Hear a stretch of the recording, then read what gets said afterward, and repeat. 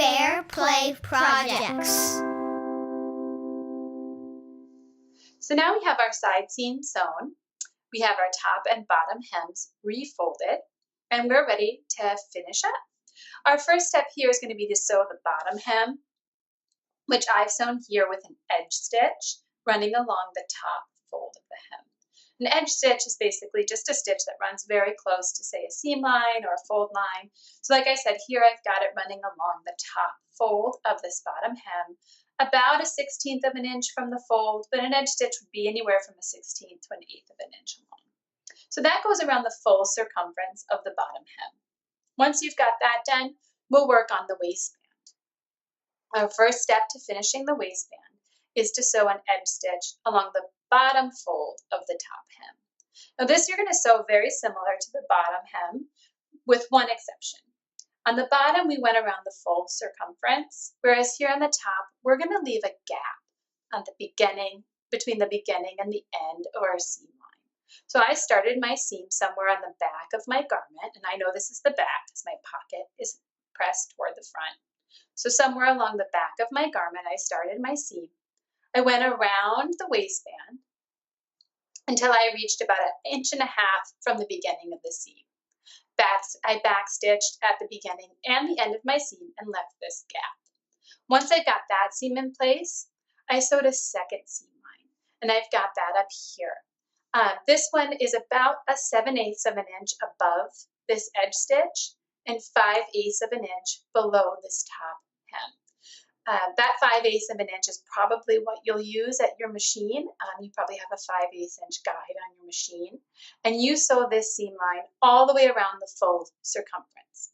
So we've got a top seam here that runs around the full circumference and an edge stitch here at the bottom fold of this top hem that leaves this 1.5 inch gap.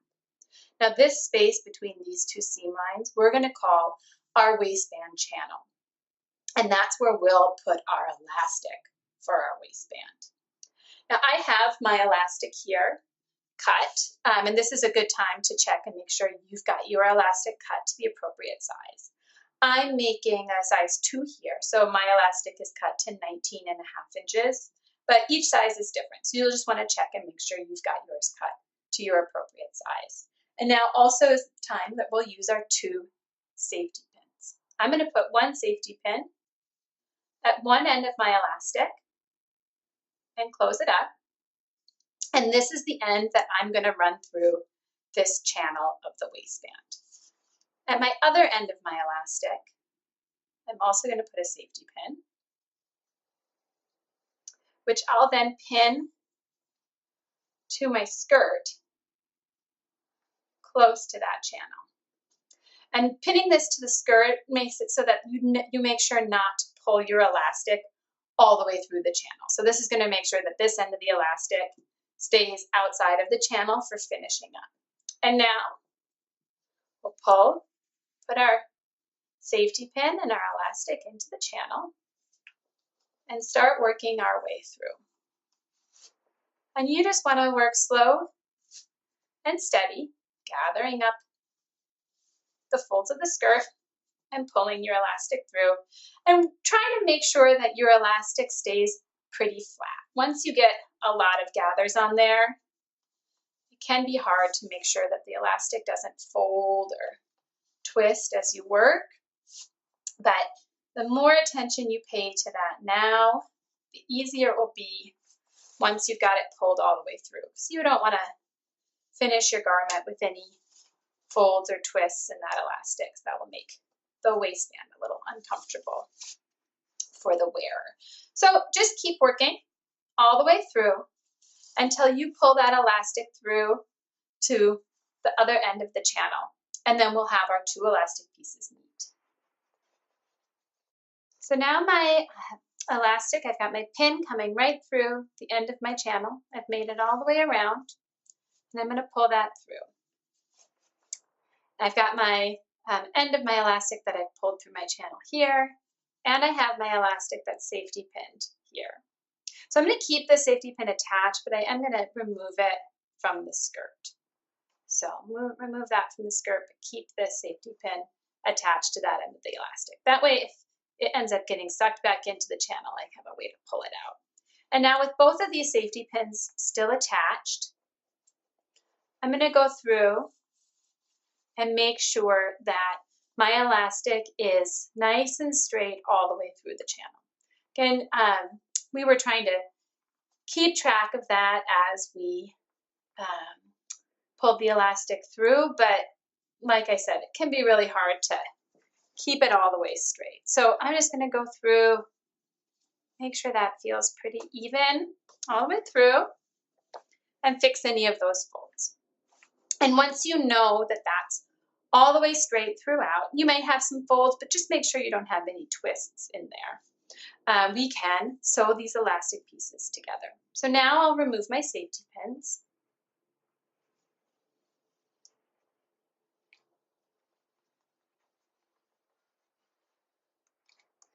And I'm going to overlap these two pieces of elastic by about 1/2 of an inch, just like that. And I'm going to bring this to my machine, and with a zigzag stitch, I'm going to sew right down the center of that overlap, picking up both layers of elastic. So I'll sew right over this, and I'm going to use a tacking stitch for that, just like we did at the top and bottom edges of this pocket piece, where we sew in one direction, we back stitch over that stitch line, and then sew straight again over it. So we're sewing over that same spot 3 times total. And that's going to reinforce the seam and make sure that this elastic doesn't get pulled apart. So here you'll see I've got my elastic sewn with my zigzag tacking stitch, where I've gone over that same seam line 3 times. So I've got a nice strong stitch holding that elastic together. And now I'm just going to tuck this elastic into that waistband channel. And now I can sew this gap shut. So I'm going to bring this to my machine, and I'm going to finish up this gap, connecting the beginning and the end of my edge stitch at the machine. When you bring this to your machine, the garment will want to crinkle back up. So you'll just want to hold this tight and straight as you sew, so that you get a nice, clean, and straight seam line. So my elastic band is now tucked inside the waistband of the skirt, and I've closed up that gap in my edge stitch using a straight stitch connecting the beginning and the end of that first edge stitch seam. So my elastic waistband is all enclosed. And now I want to space these gathers evenly all the way around the waistband. You see I've got a flat spot here and a big crunch of them here. So I'll just kind of pull these around and make sure that they're evenly spaced around the circumference of the waistband.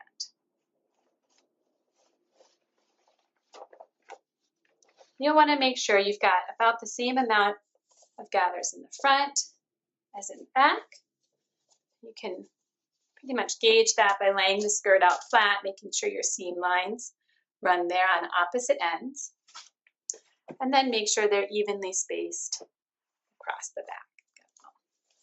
Gap there. Now once you've got all of your gathers evenly spaced around your waistband, we're going to sew a couple of tacking stitches, and those tacking stitches are going to serve a couple of purposes. Number one, they'll make sure our gathers stay evenly placed so that we don't end up shifting this around as the skirt gets worn. The other thing the tacking stitches will help us with is to keep our elastic flat inside the waistband. Once the elastic gets folded or twisted, it can be uncomfortable to wear. So we want to do everything we can to keep that elastic straight. So we'll sew a total of 3 tacking stitches. Our first tacking stitch we're going to do in the approximate center of the back. So I've got my back facing up here. My side seams are running along each edge. And I'm going to gauge my approximate center of my back about right here. So I'm just going to make sure I've got my gathers even on both sides of that center line. And I'm going to make sure that my elastic here is flat inside that channel. And I'm going to bring this to my machine, and I'm going to sew a tacking stitch that runs across the width of this elastic. So running perpendicular to this top and bottom seam here, right here down the width of the elastic. And that's going to be about 3/4 of an inch. We want to keep it inside these seam lines here. So I'll sew this tacking stitch in the same way as we've sewn our previous tacking stitches, going over the same seam line 3 times. So sewing forward, sewing backward over that seam line, and then sewing forward again. So I'll do my first tacking stitch here, and then we've got 2 more to do, and we're going to do those 2 at the side seams. So once I've got this one in place, I'll come over to my side seam, and I can use this seam line here as a guide. Again, I'll make sure that my gathers are evenly placed on either side of the tacking stitch, and my elastic is flat inside the channel, and also a tacking stitch here, right along that seam line. And then I'll do my third tacking stitch at the other seam line. Again, making sure my gathers are even and my elastic is flat inside the channel. And I'll do my last tacking stitch right here. So now I have all of my tacking stitches in. I've got one here at my center back. I've got another one here at my side seam, and my last one here at my other side seam. My gathers are evenly spaced around the waistband of my skirt. And I'm going to turn this right side out now. Let's have a look at our finished product. We did it. Our skirt is all finished and ready to be worn. Thanks for sewing with us.